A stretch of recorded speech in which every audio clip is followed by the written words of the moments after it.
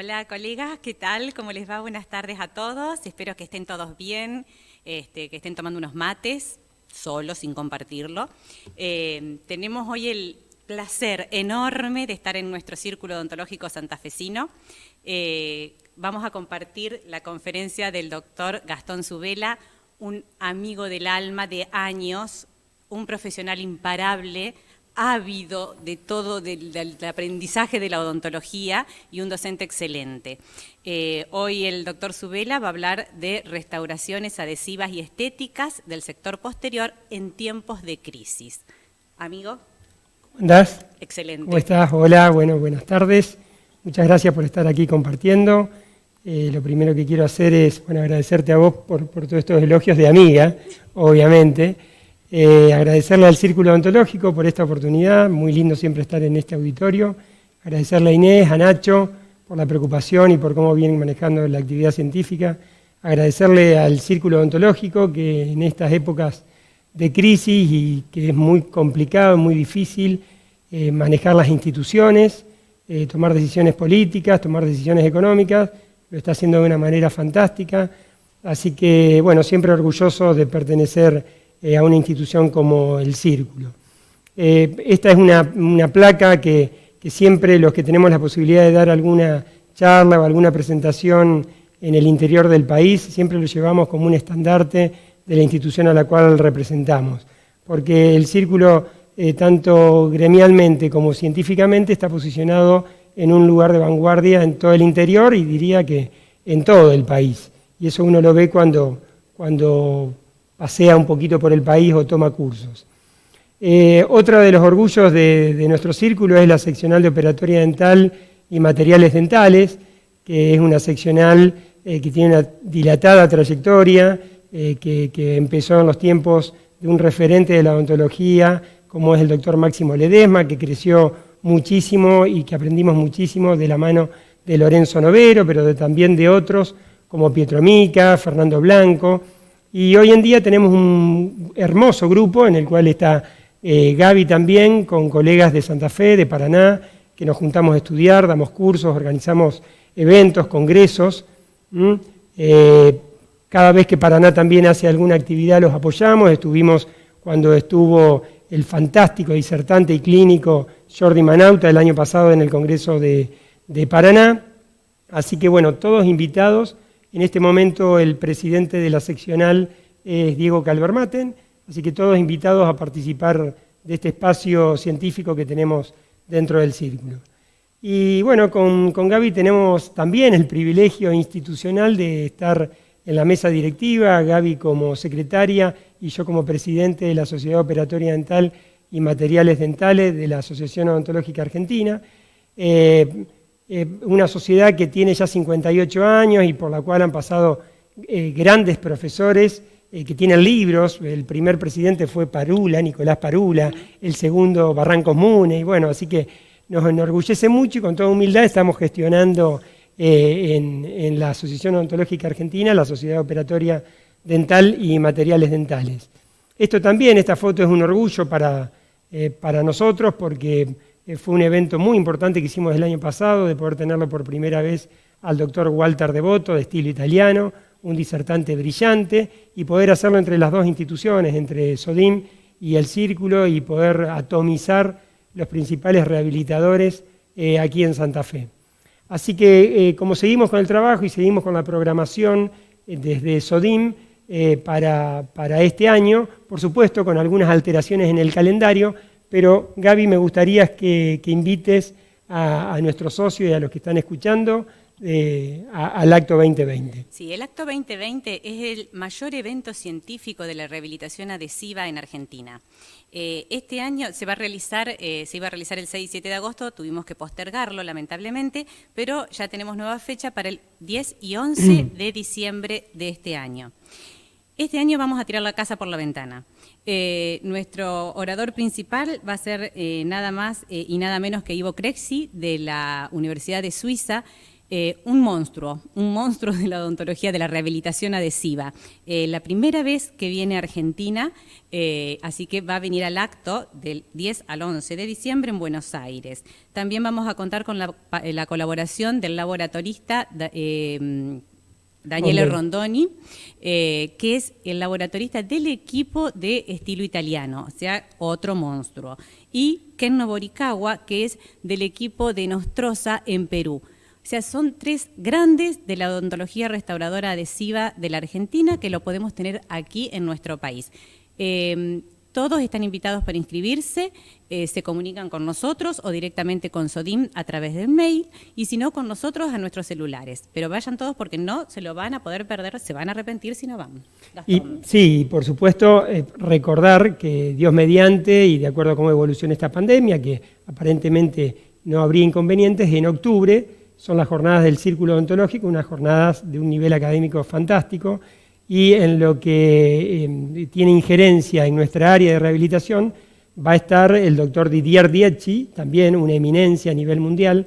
Así que, bueno, Santa Fe ha tenido la suerte y la gestión de tener a grandes disertantes de nivel mundial, y bueno, Dietschi va a estar, si Dios quiere, en octubre. Bueno, hecho toda esta introducción, vamos a empezar con la parte que nos convoca, que son las posibilidades restauradoras en el sector posterior, y nos vamos a servir un poco de las estadísticas del Círculo Odontológico, de la parte de prestaciones, para tomar real dimensión de lo que hacemos estadísticamente en el consultorio. Fíjense que en esta placa que estoy mostrando, de 35.000 prestaciones aproximadamente que se realizan por la obra social Diapos, tengo entendido que después bajaron a 30.000, pero bueno, estos son estimativos, son las estadísticas del mes de octubre del 2018. 10.300 o algunas más son prestaciones que realizamos del capítulo 2. Y digo realizamos porque involucra el 30%, o sea, de las prestaciones. Estamos hablando no en monto de cápita, estamos hablando en cantidad de prácticas. Digamos que los odontólogos de Santa Fe, que es representativo seguramente de todo el país, de 3 prestaciones que facturamos, una es del capítulo 2, o sea, del capítulo de operatoria, restauraciones directas tanto en sector anterior como en sector posterior. La segunda estadística que podemos ver de esto, son unos pequeños números que nos permiten hacer muchas deducciones, es que todas esas prácticas fueron hechas por 670 odontólogos de 720 que somos, lo cual nos dice que prácticamente un 90% de los odontólogos del círculo hacen y facturan prácticas de operatoria dental en forma directa, o sea, del capítulo 2. Esto conlleva a hacer un planteo de, bueno, ¿cuál es la formación? ¿Cuán importante es si todos estamos haciendo el 90% a pesar de las distintas especialidades y de la alta formación que tienen los colegas de nuestra plaza y de nuestra institución? Si el 90% hacen restauraciones en sector posterior y en sector anterior, quiere decir que quizás estamos un poquito más en deuda con todo lo que es la formación de lo que es la rehabilitación de baja y moderada complejidad mínimamente. El tercer porcentaje que se desprende de esto es que si observamos la cantidad de 201, en sector posterior de todos, el 77 es en sector posterior, por supuesto el resto en sector anterior. De los 202, el 65% es en sector posterior. Y de los 209, que es una práctica que en realidad se hace poco, porque normalmente cuando involucran las 5 caras, uno muchas veces pasa a una técnica indirecta, sea en sector anterior como en sector posterior, solamente el 28%. De aquí podemos deducir que el 70% de toda la operatoria es una palabra ya un poco vieja, no se utiliza casi más, pero para ser gráfico de la operatoria del capítulo 2, de todo lo que hacemos, el 70% en el sector posterior y solo el 30% en sector anterior. Con toda la problemática que tiene la rehabilitación adhesiva, estética, anatómica y funcional en el sector posterior, de manejar los volúmenes, de poder hacer una correcta adhesión, de devolver el punto de contacto, de tener una oclusión correcta que no nos genere distintos problemas. Entonces, el 70% hacemos en sector posterior.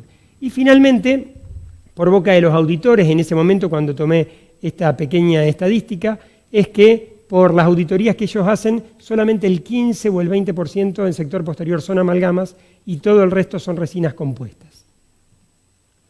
Entonces, ¿cuáles son las posibilidades restauradoras que tenemos en el sector posterior de la mano de la adhesión, de la función y de la estética? Y podríamos decir en estos tiempos de crisis, siempre los tiempos de crisis son tiempos para hacer replanteos. Y quizás en este replanteo que hagamos de lo que trabajamos regularmente, lo más inteligente, lo más apropiado sea optimizar las prácticas que ya sabemos hacer. O sea, lo que vamos a poner un poco de hincapié en esta charlita, en esta conferencia o en este rato que vamos a repasar la rehabilitación en sector posterior, va a ser en cómo optimizar y cómo mejorar nuestras prácticas, las que ya venimos haciendo. Para esto tenemos que repasar obligatoriamente algunos conocimientos básicos que tienen injerencia en la rehabilitación. Y después de repasar eso, vamos a abordar directamente casos clínicos con restauraciones directas en resinas compuestas, con restauraciones indirectas con el mismo material, con resinas compuestas pero realizadas en forma indirecta por nosotros mismos, lo que llamamos incrustaciones, que pueden ser inlay, onlay, overlays o endocrown. Y después vamos a ver un último caso clínico con lo que venimos haciendo ya también hace unos años, que son las restauraciones indirectas con tecnología CAD/CAM, o sea, tallando tacos, que también, por las características biodinámicas que tienen el comportamiento dentro de la pieza dentaria, estamos utilizando muchos tacos de resina compuesta. Finalmente, hay una práctica o un material que son las resinas Balfill, que tienen ya 10, 12 años en el mercado, quizás en Argentina un poquito menos, desde el 2015, desde el 2016, que no lo vamos a abordar de lleno por una cuestión de tiempo, pero que también pasa a ser la cuarta alternativa de restauraciones con resinas directas en el sector posterior.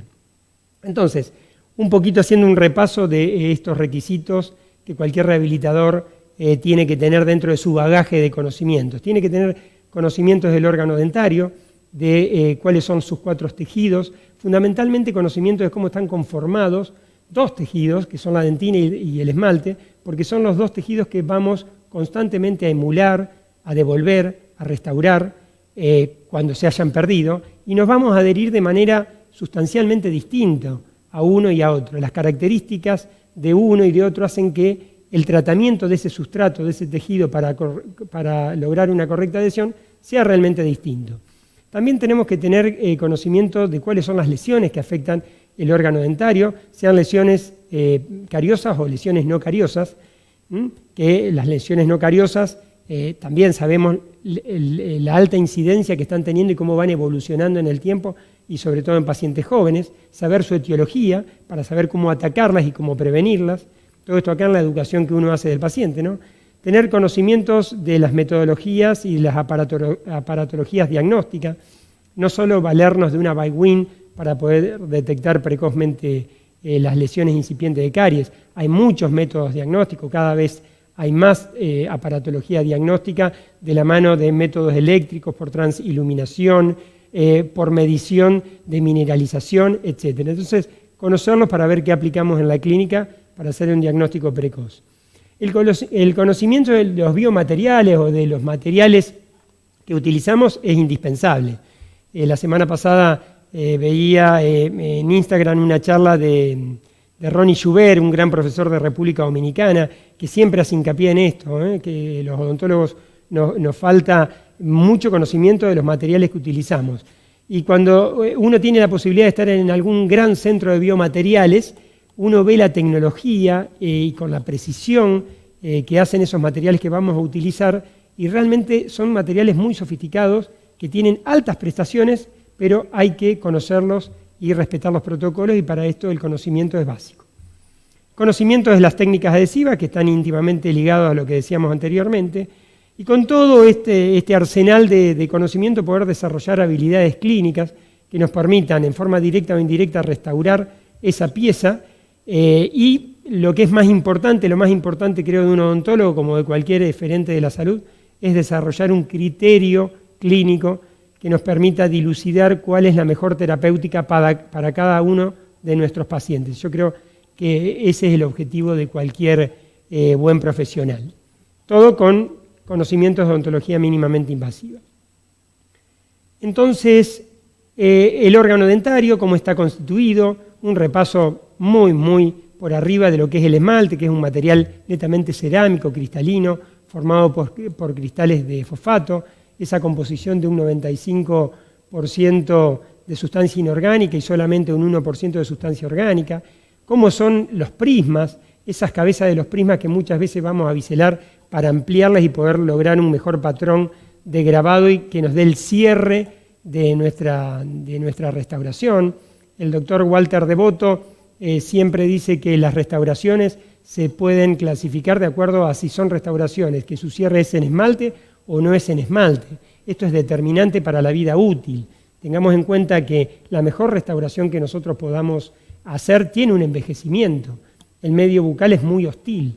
Entonces, el cierre que le demos para intentar que sea impermeable, impenetrable a los fluidos, a las bacterias, a los ácidos, a la corrosión, es determinante y es fundamental. Y para esto tenemos que valorar nuestro tejido, el esmalte, que va a ser siempre un aliado en la durabilidad de nuestras restauraciones.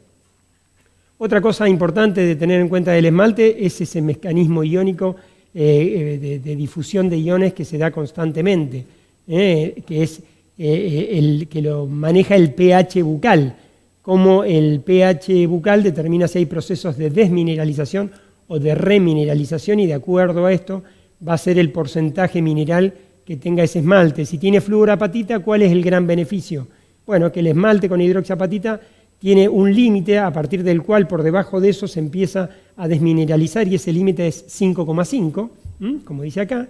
Y si es un esmalte rico en flúor, o sea, cambió el grupo oxidrilo por el grupo flúor y es fluorapatita, tiene un punto más de resistencia y empieza a desmineralizarse en 4,5 de pH. Esto es fundamental, esto es determinante, es uno de los puntos más importantes que tiene la floración de las piezas dentarias. Con todo esto, ¿qué vamos a hacer? Vamos a desarrollar una ciencia que se llama la biomimética o biomimesis, que es copiar de la naturaleza. La biomimética es una ciencia que involucra biología e ingeniería, y es la tecnología que aprende de la naturaleza. La naturaleza resuelve un montón de problemas y nosotros observándola podemos copiar, que es en definitiva lo que hacemos. Nosotros observamos un molar que está destruido, observamos el del otro lado y tenemos que devolverle esa anatomía. Y si no tenemos ninguna referencia, bueno, lo tenemos en la cabeza porque sabemos de anatomía oclusal, sabemos de anatomía dentaria y sabemos cómo tenemos que devolver esas cúspides. Bueno, eso es hacer biomimética, y para hacer biomimética, bueno, el mundo está lleno de ejemplos en la vida moderna de biomimética. Todos los medios de locomoción se han desarrollado y han aprendido la hidrodinamia, la aerodinámica de la biomimética, copiando animales, copiando la eficiencia que tienen contra el roce en el aire o en el agua. Y esta biomimética nosotros la vamos a hacer con distintos materiales. Entonces tenemos que saber si vamos a rehabilitar con materiales cerámicos, los distintos tipos de materiales cerámicos, si vamos a rehabilitar con resinas compuestas, como es el caso de hoy, cuáles son las características, si vamos a utilizar ionómeros vítreos, cuáles son las características, metales, etc. Hoy vamos a hablar de resinas compuestas, restauraciones y en sector posterior. ¿Vamos bien, Gaby? Perfecto. Muy bien. Bueno, entonces tenemos un sinfín de materiales.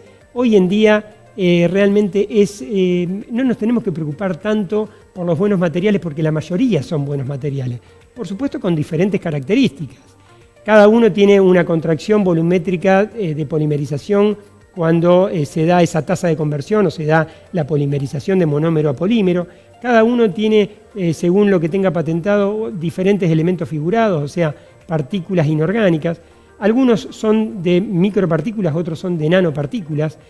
Algunos tienen un manejo mucho más dócil, otros son más indóciles y se nos pegan a la espátula.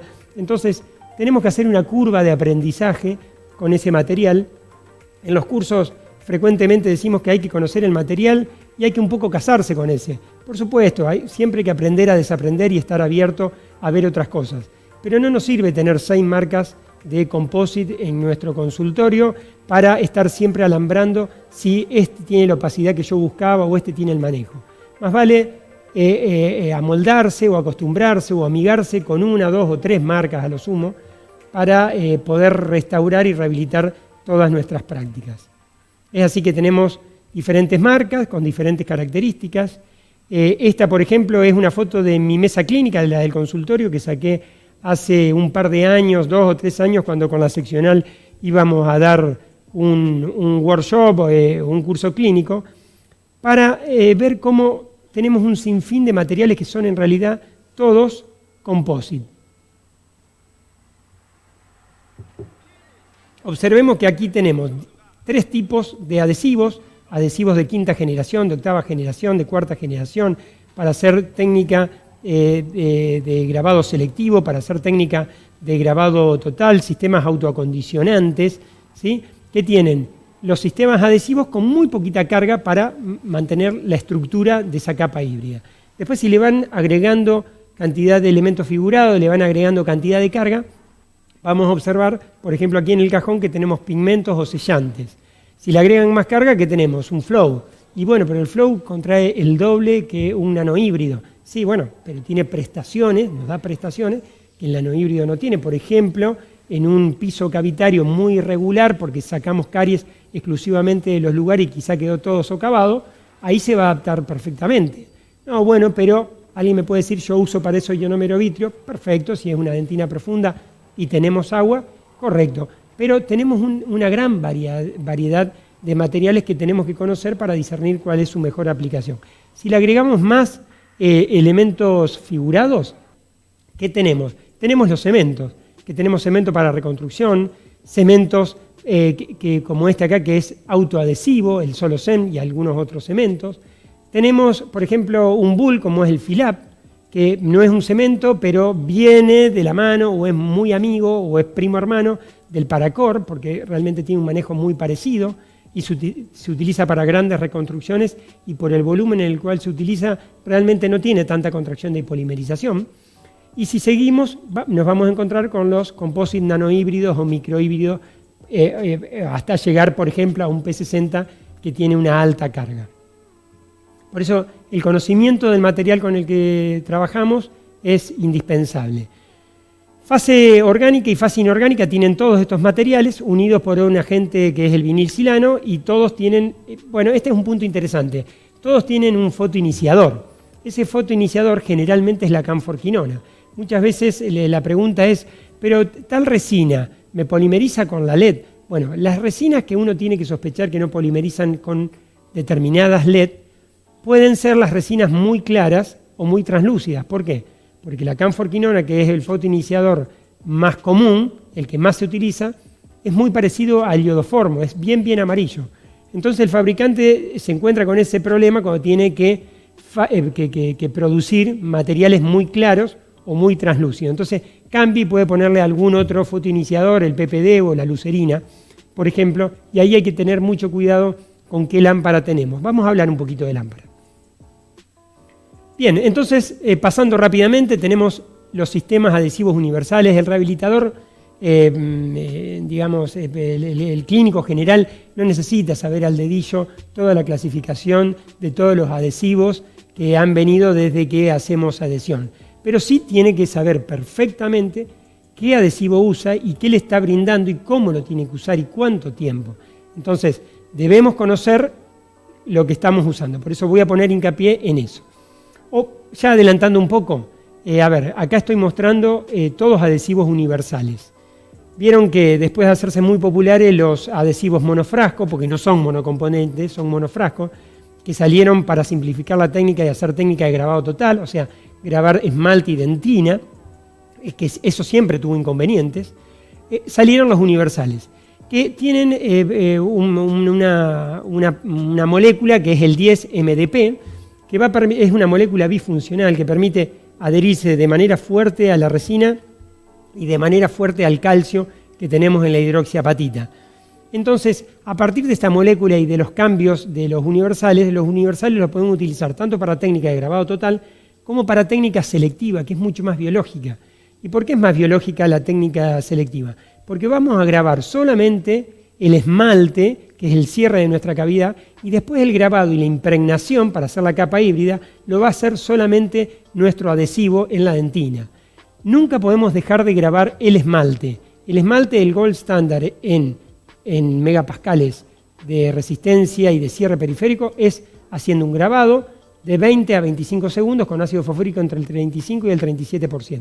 Eso es indispensable. Gastón, discúlpame, sí. Aunque el fabricante en las instrucciones nos diga que se puede grabar esmalte con el universal, no conviene, conviene lo que decís vos. Ahora voy a mostrar el prospecto, por ejemplo, del OneCode 7 universal. En el prospecto van a ver, y ahora cuando lleguemos, que indica 4 formas de emplearlo. La primera es selectiva, perfecto. La segunda es grado total, bien, se puede. La tercera es sin utilizar ácido fosfórico y es totalmente inaceptado por todas las escuelas de odontología adhesiva. La tercera, que voy a mostrar, no va.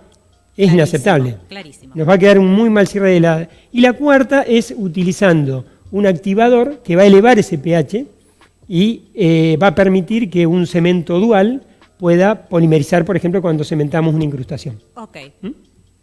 Gracias por la pregunta. Por favor, un placer. Como si hubiese estado preparado. Bueno, dentro de toda la oferta que hace el mercado de composite, este es un composite muy nuevo, que estoy probando. Tengo el gusto que me lo han dado para probar, de estilo italiano. Es un composite fantástico, tiene la misma filosofía del Everglow de Colten, en el cual se resumen las jeringas para tener poca cantidad de jeringas y con esa poder restaurar en sector anterior, en sector posterior y poder dar toda la translucidez o opacidad que necesitamos. Y solamente viene con una jeringa de flow y una jeringa de efectos para algunos casos en particulares. Pero esa es la tendencia, simplificar y exprimir las cualidades de los materiales que tenemos. Aquí en insumos o en cualquier casa dental tenemos toda la línea de 3M, que es excelente, y 3M ya la mayoría lo conocemos muy bien, que tiene una dentina que es bien opaca. Después tiene un body, que es más bien una resina universal, un híbrido en cuanto a translucidez y opacidad. Después tiene un esmalte que por las características que tiene siempre 3M, que es muy translúcido, es bastante translúcido. Y después un translúcido que es muy translúcido. Pero por eso es el aprendizaje para el sector anterior cuando debemos lograr alta estética, conocer bien con qué material estamos trabajando, porque hay mucha diferencia entre trabajar y hacer una restauración grande por una reconstrucción del sector anterior con 3M, con Filtec, que con Everglow o con el composite que mostré recién. Entonces lo importante es hacer esa curva de aprendizaje. Gastón, otra. Dime. ¿Qué diferencia exacta hay entre un body y un dentina? La opacidad, simplemente. El body, por lo menos de 3M, el body tiene una opacidad regular, que es un poquito más opaca, muy poquito más opaca que, por ejemplo, un dentina B2A2 del Everglow, del Brilliant. Pero si te vas al dentina, es bien opaca, es para tapar. Perfecto, para que no se trasluzca el negro de la cavidad bucal. Por eso, mira, volvamos aquí, ahí vemos, el azul es bien opaco. Si nosotros lo colocamos en un borde incisal en un paciente joven, nos va a quedar mal, no va a dejar pasar la luz. ¿Sí? Perfecto.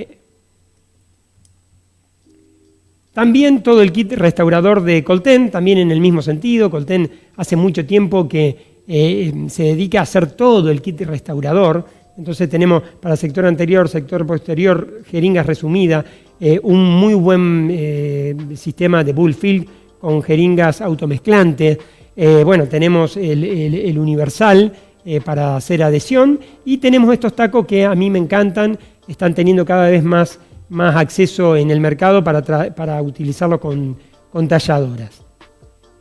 Esto es un poco el resumen a microscopía electrónica de lo que veníamos diciendo de cómo van evolucionando los materiales.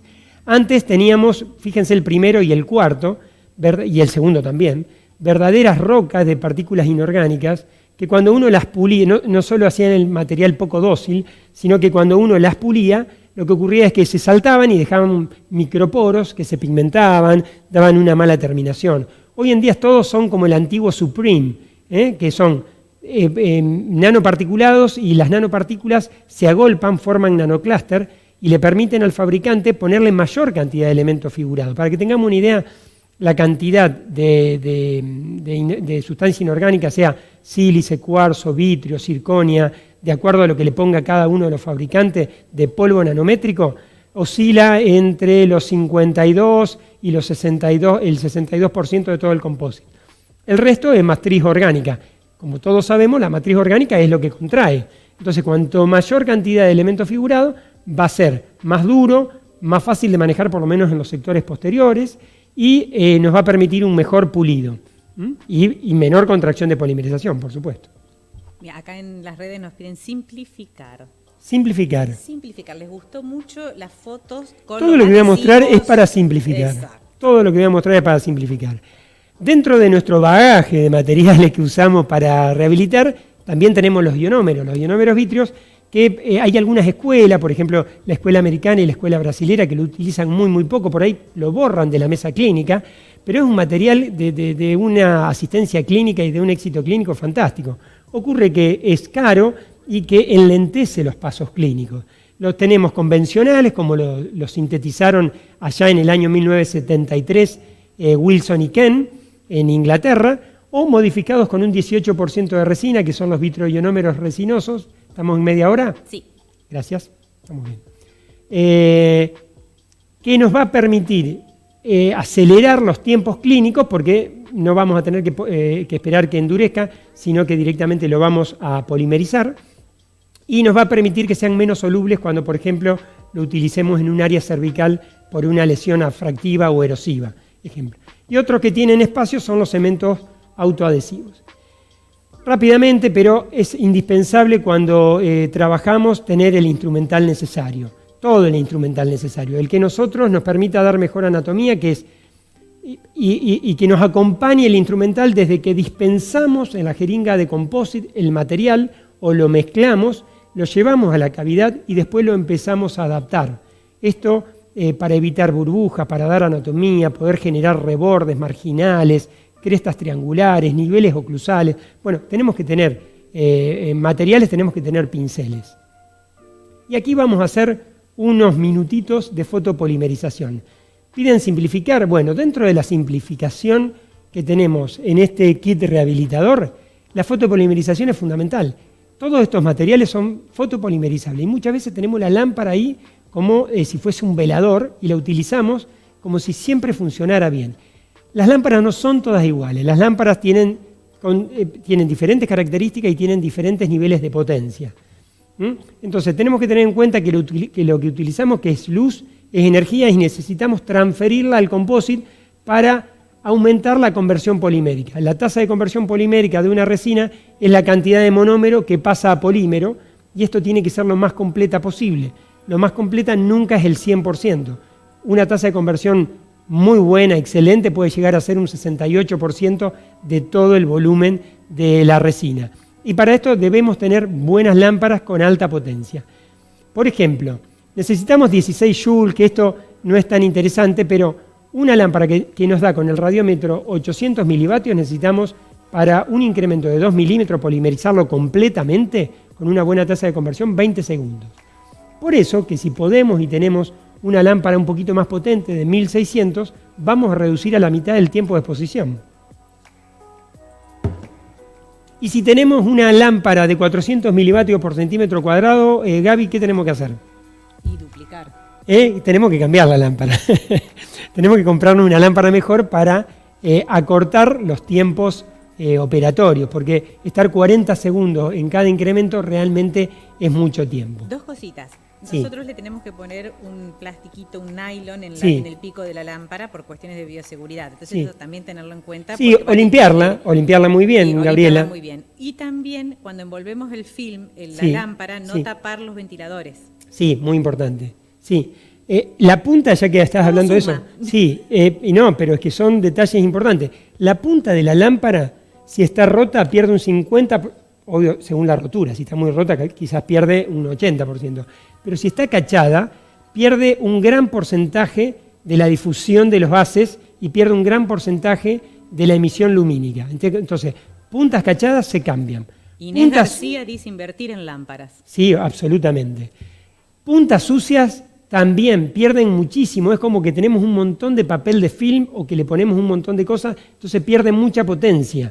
Así que las puntas tienen que estar limpias, se limpian con alcohol, tienen que estar impecables las puntas. Otro tema, Fuentes de activación, halógena o LED, eso ya casi no está en discusión. Hoy en día todos tenemos LED, pero las LED no son todas iguales. Hay LED de mejor calidad y de peor calidad. Y eso se puede ver en algunas que son monoway y otras que son polyway.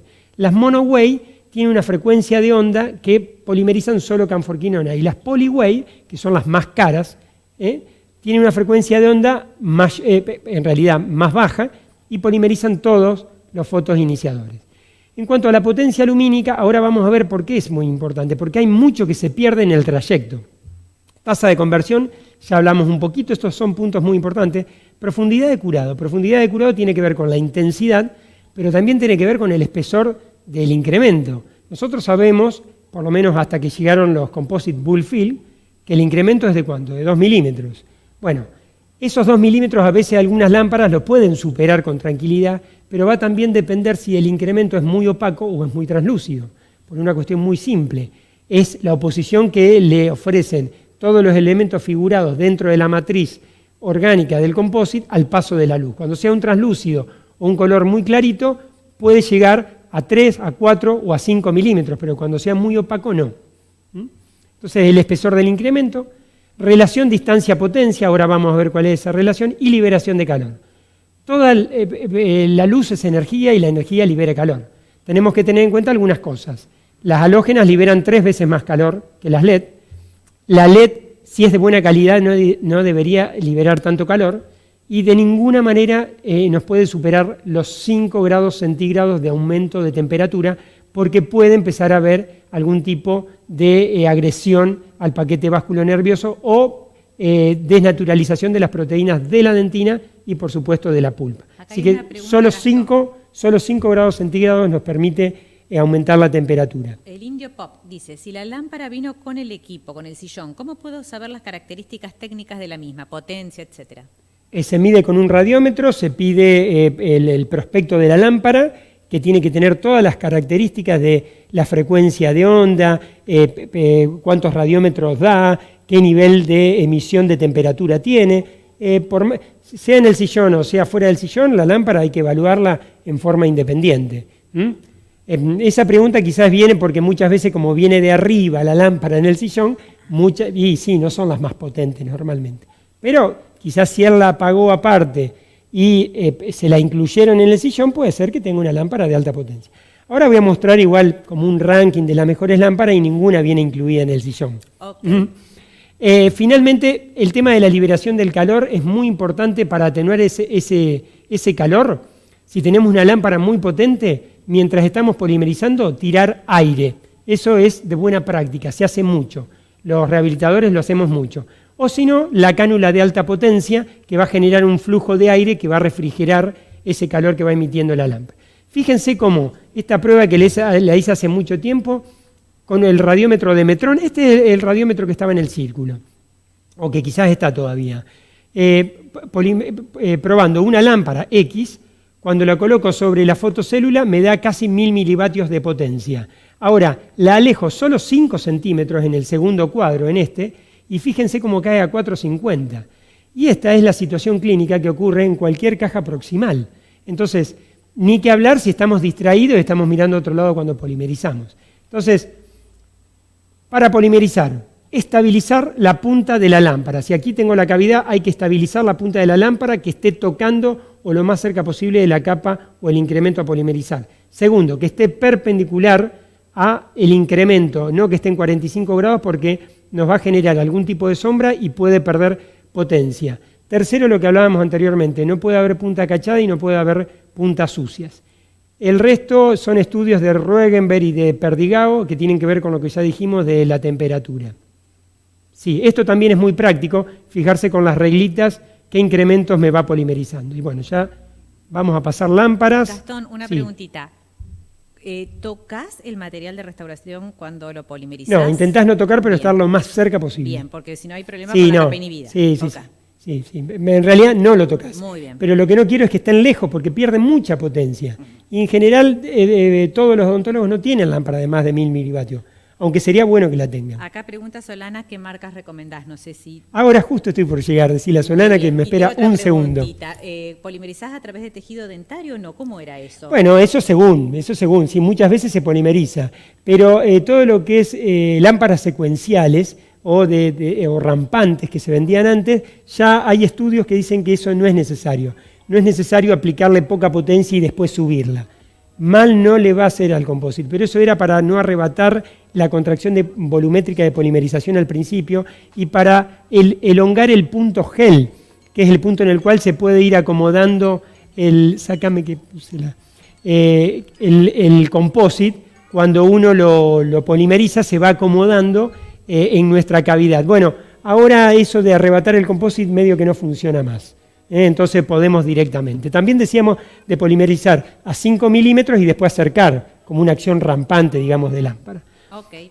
Esto que es colimación, que tiene que ver con cómo se mantienen los haces cuando penetra la lámpara, es muy importante porque va a hacer que se concentre la luz o que se disipe la luz, ¿sí? Es muy importante que la lámpara tenga una buena colimación y que mantenga paralelo sus haces para mantener la potencia en profundidad. Este es el ranking. Por lo menos la gente que más sabe de lámparas. Solana, presta atención. Sí, recomienda la Valot de la Ultraden o la Blue Face de la Vivaden de Ivocler o la Eli Park de 3M o la Spectres de Colten. Son lámparas muy buenas, con alta potencia, con diferentes programas y secuencias de polimerización. Hablado todo esto acá de lámparas, siempre el pulido y el ajuste oclusal es indispensable.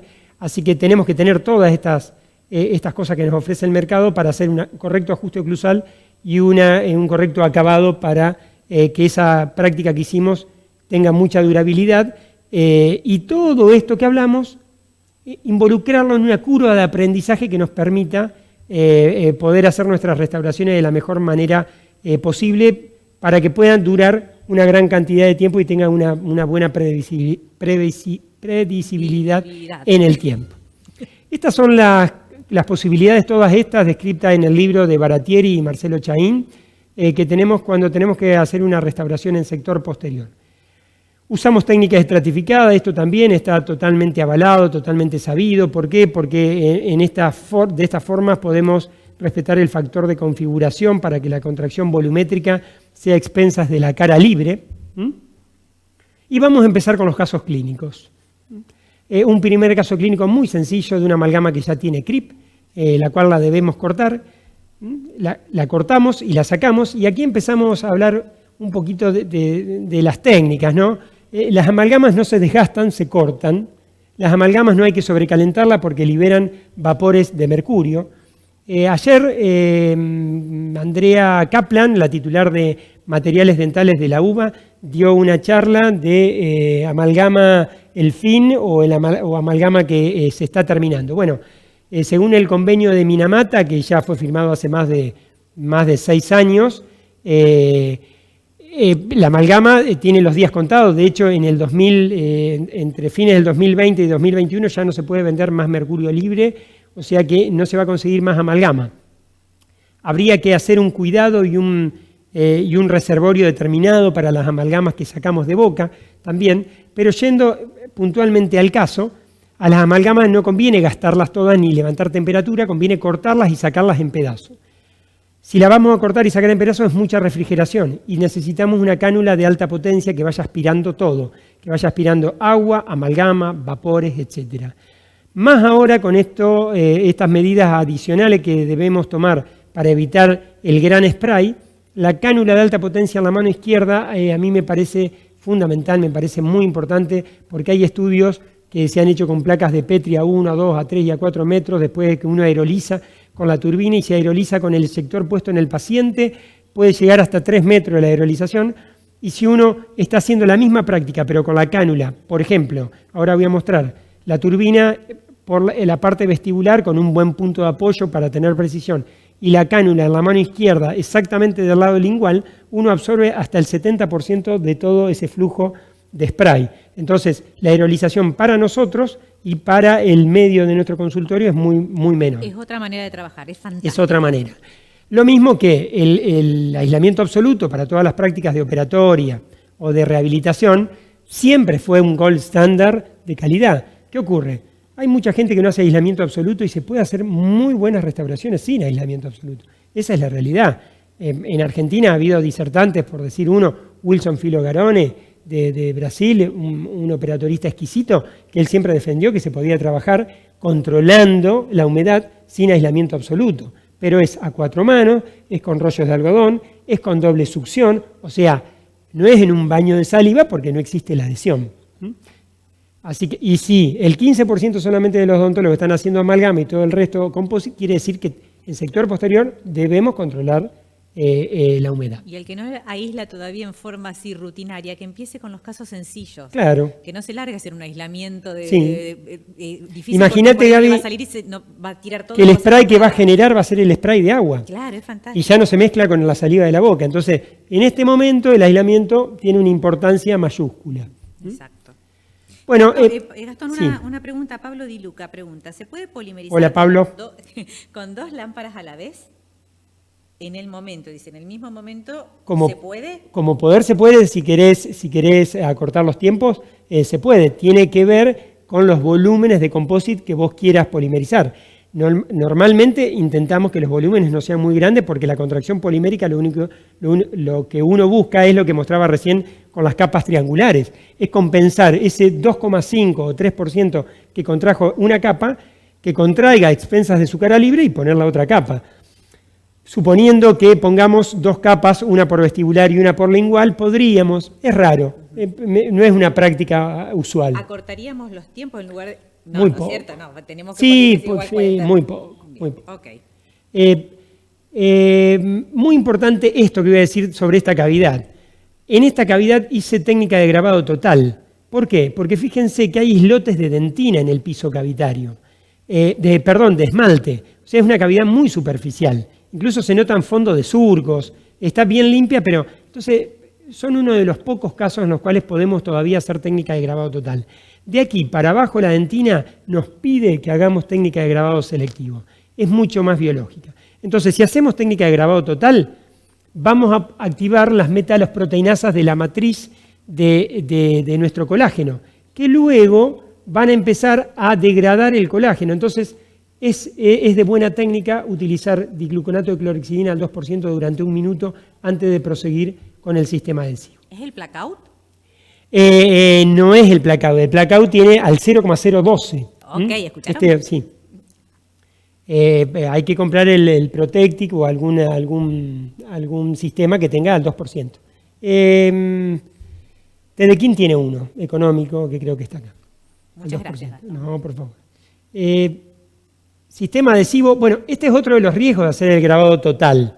La parte blanca sería la parte que grabamos, que incluso si somos descuidados con el lavado puede quedar ácido fosfórico, lo cual sería muy, muy grave adhesivamente hablando, pero si somos cuidadosos y lavamos profusamente, eliminamos todo, pero tampoco nadie nos asegura que la capa verde, que es la que tiene que impregnar y llegar hasta la amarilla, nos llegue realmente hacia ese lugar. Uno dirá, bueno, pero estamos... Perdóname, pero María Carmen Peti dice que estaba con Galante, parece que estoy en el Sheraton cambiando de sala. Muy bien, bueno, Galante, un gran docente, gracias Peti. Lo que estoy hablando es aplicable a la clínica diaria, por favor, que nadie lo tome como algo sofisticado. Esto es lo que hacemos todos los días con esmalte y con dentina y que lo que nos va a determinar que nuestros pacientes tengan, porque nosotros escogimos mejor el adhesivo y la técnica adhesiva, tengan menos hipersensibilidad, que tengamos menos necrosis pulpar. Si polimerizamos muy bien el adhesivo, va a haber menos difusión de monómeros libres hacia la pulpa. Entonces, esta es la práctica diaria que no se ve porque es invisible, todo lo que vemos microscópicamente, o este cuadro que estoy mostrando, a ver si hacemos smear layers, smear plaques, o si barremos todo ese barro dentinario, pero tenemos que saber que lo hacemos a diario y que tiene una consecuencia, una influencia sobre la sintomatología y sobre el éxito o fracaso de nuestras restauraciones, ¿no? Exactamente, la sensibilidad postoperatoria. Sí, dice Roberto Esprafico que, claro, que el paciente cuando uno le hace una restauración del sector posterior, él dice que puede volver por 2 motivos. Empaquetamiento, muy grave, le dejamos un punto de contacto deficiente, o hipersensibilidad. Entonces, hay que saber a dónde apuntar. De saber a dónde apuntar. Más trabajo para el endodoncista. Bueno, nosotros estamos trabajando para que tengan menos trabajo. Bueno, por ejemplo, dentina superficial, que tiene una gran cantidad de agua y de túbulos, ¿es más para qué? Para hacer una técnica de grabado, o hacer una técnica de grabado selectivo, digo, ¿no? Okay. ¿Sí? Ahora, una dentina profunda, que tiene mayor cantidad de agua y de túbulos, un ionómero vítreo viene fantástico, y si no, por lo menos una técnica selectiva. Smearley es 5 minutos solamente. Wow. Bueno, rápidamente vamos a pasar a este caso clínico. Queremos más. Entonces vamos a ver cómo hacemos el estratificado, cómo hacemos la terminación, el pulido y el caso listo. Otro caso clínico en los cuales podemos trabajar de lo que se dice las técnicas chair size, que son tomando todo el arco, que en Europa se hace mucho tiempo, que es muy recomendable para estos momentos, así el paciente no viene y va tantas veces. Optimizar el tiempo. Optimizar el tiempo nuestro y el del paciente también, Absolutamente. ¿no? Entonces, en este caso, que el 7 quizás iba a una incrustación, resolví levantar las amalgamas del 5 y del 6, entonces ahí está. Utilizar mucha cuchara. Bueno, acá está lo que decía, cómo podemos trabajar, con turbina de un lado, con mucha refrigeración y la cánula de alta potencia, triple spray, si podemos luz para tener más precisión, mucha cucharita, mucho excavador. Vamos a disminuir la cantidad de elementos rotatorios con eso, aislamiento absoluto, técnica de grabado selectivo, impregnación. Bueno, acá hay algunos tips adhesivos que ya los he estado diciendo, como por ejemplo frotar el adhesivo en la dentina es fundamental durante 20 o 30 segundos y 40 también, porque eso evita los water tree, que son los árboles de agua o las ampollas de agua que se generan por la presión intrapulpar, que se mezclan con el adhesivo y después nos van a degradar esa capa híbrida de la dentina. Hay que tener cuidado al hacer el grabado selectivo o total, el que hagas, sí, de no resecar la dentina. Totalmente. Que no quede ese blanco cretáceo. Para eso, yo recién como mostré, no usé ninguna protección, pero podríamos haber usado una protección en la dentina poniendo papel tisú, algodón, teflón, lo que queremos. Y hacemos el grabado por si se cae. Así evitamos la sensibilidad postoperatoria también. Exactamente. Entonces aquí, esto es lo que decía hoy, que ya lo expliqué, la técnica 1, 2, 3 o 4, de cómo hacer las posibilidades que nos da un universal, ¿no? La 1 y la 2 perfecto, selectiva o técnica de grabado total, la 3 no. La 3, que es sin grabado ácido del cabo periférico, no. Ahí no le hacemos caso al fabricante. Exactamente, tal cual. Bueno, polimerización. Muy buena polimerización, no puede quedar el adhesivo sin polimerizar. Incremento de flow, luego algunos incrementos de dentina, luego de esmalte, la colocación de pigmentos. Estoy pasando un poquito rápido porque nos queda poquito tiempo y me gustaría por lo menos algún otro casito clínico, tengo muchos. Que no vas a poder. Bueno. Me está diciendo que no, Carlitos. Que no, ¿cuánto queda, Carlitos? 5, bueno. Aquí el caso terminado, la oclusión y la terminación. Hacemos casos más grandes, por supuesto, como valiéndonos de todo esto que nos permite el mercado. Fíjense cómo en este paciente podría haber sido una incrustación le hice una técnica directa porque se puede perfectamente, una técnica directa colocando matriz, aro, cuña, y ya que estábamos también le recambié la oclusal del premolar. Prácticas de todos los días que según el doctor Roberto Esprafico es la capa de las 4, la técnica de las 4 capas, cosas sencillas. Pero eso manejar bien el punto de contacto, si no los es indispensable. Muy bien no acá se puede. Acá está, hay que siempre autoevaluarnos el punto de contacto. Y fíjense, nos vamos a quedar seguramente con las ganas de ver los casos de incrustaciones. Acá Inés García dice, cortamos a las 17 y reiniciamos, no se puede, así queda grabada y seguimos escuchando. Yo con mucho gusto, no sé qué opinan. Yo no sé. Termino con esto y si quieren lo evaluamos. Creo que no lo sabemos hacer. Las técnicas directas, fíjense en esta paciente en Rosario, el alcance que pueden tener y cómo puede cambiar la vida de una paciente y cómo nos puede facilitar a nosotros la práctica diaria. Fíjense, Rosario, una paciente de 25 años que vino con la boca en muy malas condiciones, una paciente de un nivel socioeconómico muy bueno, pero por situaciones particulares vino de esta manera y en solamente 3 meses de restauraciones directas, la boca vuelve a su normalidad como para que la paciente se motive, vuelva a cuidarse, vuelva a valorar la boca. Gastón, todos dicen acá que quieren más, todos. Bueno, sin desperdicio, yo no tengo, quieren más. Todos. Es verdad, voy a Todos. mirar. Es impresionante. No, es verdad, te juro. Bueno, Tenés que cortar y volver. yo con Dice- mucho gusto. Dice, tenés que cortar y volver a iniciar el vivo. Así la Bueno, gente se vuelve a sumar. yo por las dudas los saludo, para mí un placer. Si se puede volver, yo me quedo acá y volvemos. Gracias a todos por los saludos. Muchas Hay gracias, montón. un Rafa placer. Floro, Colten en Latinoamérica, Dental Medrano. A todos. Qué sé yo, todos. Gracias. Muchas gracias. Volvemos si se puede ahora.